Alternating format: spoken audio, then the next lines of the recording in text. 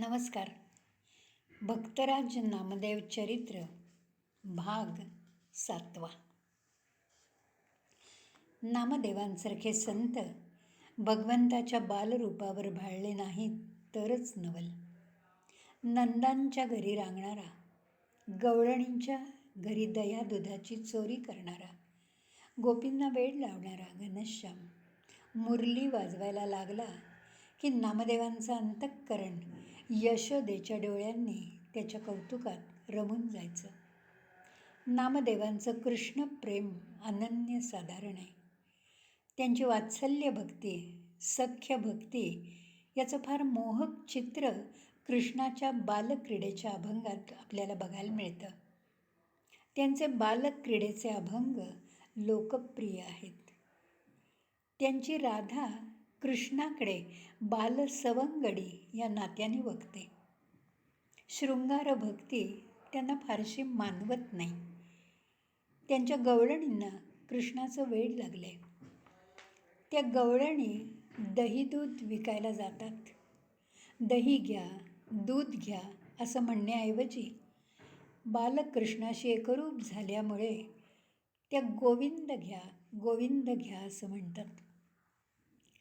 गवळणीत छोट्या कृष्णाची अत्यंत रमणीय चित्र रंगवली आहेत. हाताचे इवलुसे तळवे टेकवत टेकवत कृष्ण उघड्यानीच रांगतोय. त्याच्या मुठीत लोणी आहे. लोणी चाखत चाखत तो घरभर रांगतोय. त्याचं तोंड लोण्याने माखलंय. रांगणाऱ्या बालकृष्णाला वात्सल्याने उचलून मोठ्या मायेने त्याचं चुंबन घेताना गोपी म्हणतात, येतो परिमळू नवनीताचा गे माय. नामदेवांची कृष्ण भक्ती अति गोड आहे. कृष्णाच्या मुरलीरवाने वृंदावनात चमत्कार घडतात. नको वाजवू श्रीहरी मुरली, तुझ्या मुरलीने तहानभूक हरली रे. नको वाजवू श्रीहरी मुरली. या गोपींचा कृष्ण काळा सावळा आहे. या सावळ्या रूपाचा त्यांच्या मनाला ध्यास आहे. सततच्या चिंतनामुळे सगळी सृष्टी सावळी झाल्याचा भास त्या गोपींना होतोय. सावळीसी अंगी उठी, सावळी कस्तुरी लल्लाटी. सावळ्या रूपावर साथ चढवल्यामुळे सगळे रंग एका सावळेपणात लय पावलेत.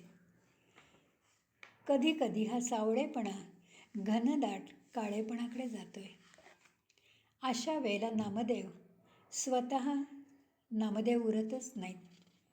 ते कृष्णरूप होऊन जातात. कृष्णरूपाच्या चिंतनात रंगून गेल्यामुळे ते स्वतःच काळी गोपी होऊन जगतात. मी काळी, काचोळी काळी, भोवतीची रात्रही काळी. शेजारी काळी यमुना वाहतीये, डोईवरची घागरही काळी आणि गवळणही काळी. सोबतीला काळ्या सवंगड्याची साथ हवी आहे. आपलं अस्तित्व कापरासारखं या अभंगात विरून गेले.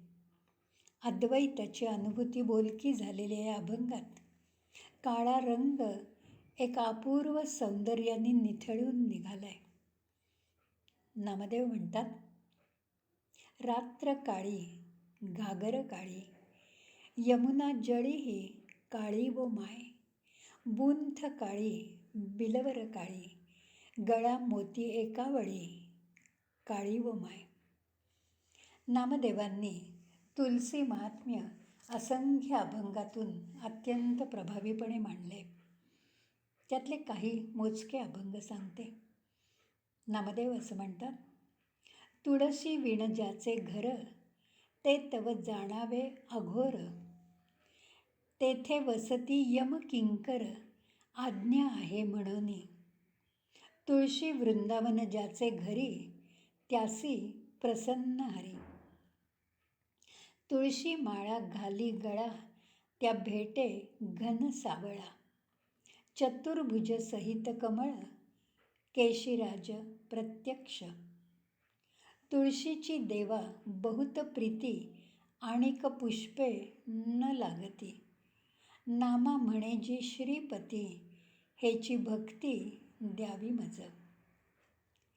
तुळशी पुष्पाहुनी आगळी, वृंदावनी ते मिरवली. देवमस्तकी वंदिती, वंद्य झाली तिन्ही लोकी. तुळशी वंदवी माऊली, अरे हे संतांची सावली. तुळशीपाशी वनमाळी, सदा राहत असे. तुळशीचे हत्यार, वृंदावनी थोर. तुळशीच्या दळी, यम जिंकिला महाबळी. भक्तराज नामदेवांनी आपल्या हरिपाठाच्या अभंगात नामाचा महिमा सांगितला आहे. अखंड नामस्मरणामुळे नामदेवांना जो साक्षात्काराचा अनुभव आला तो त्यांनी हरिपाठात मांडला आहे. नामदेवांना विठूच्या सगुण रूपाची आवड असल्यामुळे त्याचं दर्शन झालं नाही तर त्यांचा जीव उडून जायचा. पाहू द्या रे मज विठोबाचे मुख, लागलीसे भूक माझ्या डोळा, अशी त्यांची अवस्था व्हायची. पंढरीच्या चरणाचे अनुसंधान जर तुटलं तर तत्क्षणी प्राण जाण्याची भीती त्यांच्या मनात होती. त्यांची विठूभक्ती, त्यांची विठूप्रीती अत्यंत प्रामाणिक होती, उत्कट होती.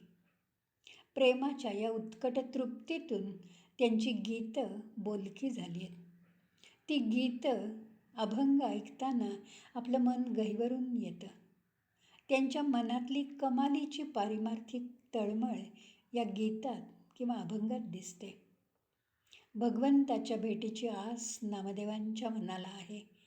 आपल्या कार्यात आपल्याला भगवंत भेटतो आणि परमानंद मिळतो.